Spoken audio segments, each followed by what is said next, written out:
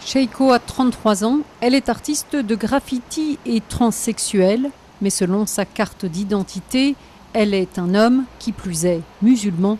Autant dire qu'elle doit assumer ses choix face à sa famille, sa religion et son pays. Notre espace d'expression démocratique ne cesse de diminuer. Je pense que nous devons nous battre pour nos droits.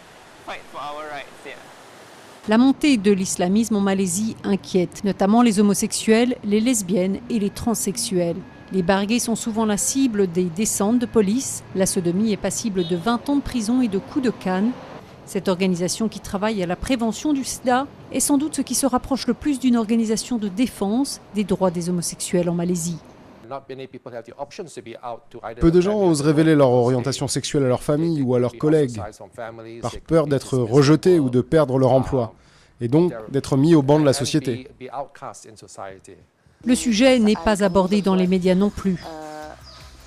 La commission de censure a interdit ce documentaire.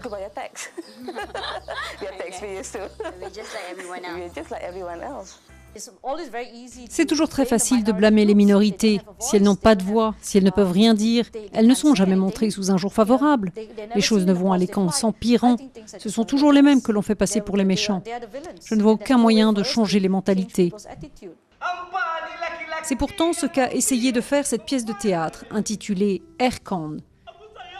Elle s'est jouée à guichet fermé en 2009. L'histoire se situait dans une école de garçons et abordait les thèmes de la sexualité. Ce qu'a fait Aircon, c'est faire prendre conscience du sujet au public en lui permettant de voir des Malaisiens en parler sur scène. Parler de sexualité n'était donc plus le fait d'une influence étrangère. C'était devenu une chose qu'on fait en Malaisie, une chose que font les autochtones. Un premier pas donc, même si la liberté sexuelle ou sexuality, merdeka en malais, reste un slogan que les minorités concernées n'ont pas fini de réclamer.